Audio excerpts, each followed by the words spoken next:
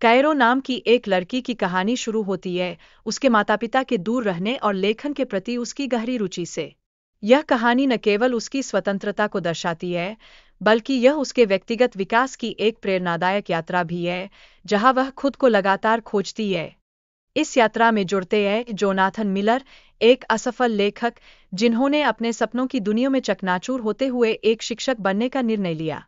उनकी कहानी बताती है कि कैसे असफलताओं के बावजूद जीवन में आगे बढ़ने की हिम्मत रखनी चाहिए।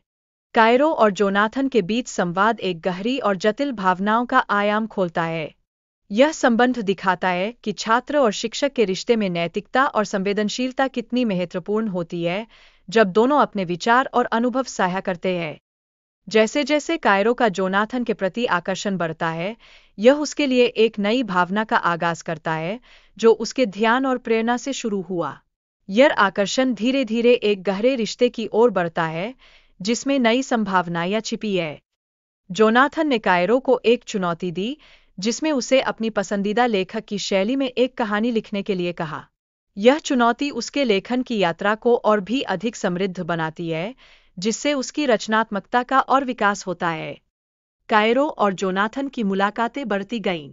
हर मुलाकात के साथ वे एक साथ समय बिताते हुए एक दूसरे के प्रति अपनी भावनाएं साझा करने लगे। यह अनमोल क्षण उनकी दोस्ती को और भी गहरा बना देते हैं।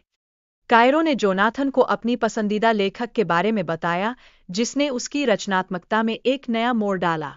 यह खुलासा उनके बीच के रिश्ते को और जटिल बनाता है, जैसे कि दो समान आत्माएं एक दूसरे की तलाश में हों।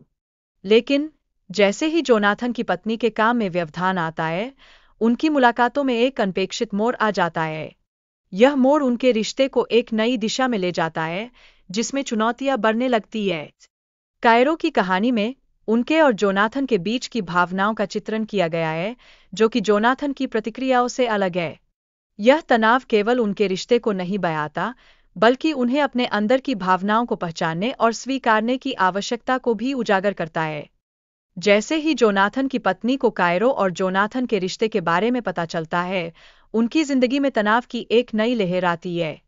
यह हालात उन्हें एक नई चुनौतियों का सामना करने के लिए मजबूर करते हैं। कायरो और जोनाथन ने अपने रिश्ते को बचाने के लिए झूठ बोला, लेकिन जब सच्चाई सामने आई, तो जोनाथन को नौकरी से निकाल दिया गया। यह घटनाक्रम उनके रिश्ते को एक नई गहराई में धकेल देता है, जहां ईमानदारी और त्याग की परीक्षा होती है। आखिरकार कायरो ने जोनाथन के प्रति अपनी नाराजगी का इजहार किया, यह सिद्ध करते हुए कि उसने जोनाथन को सही तरीके से नहीं समझा। इस भावनात्मक टकराव ने उनके रिश्ते को एक नई दिशा दी, जहां उन्हें अपनी आत्मा के गहराइयों में झांकने की जरूरत थी।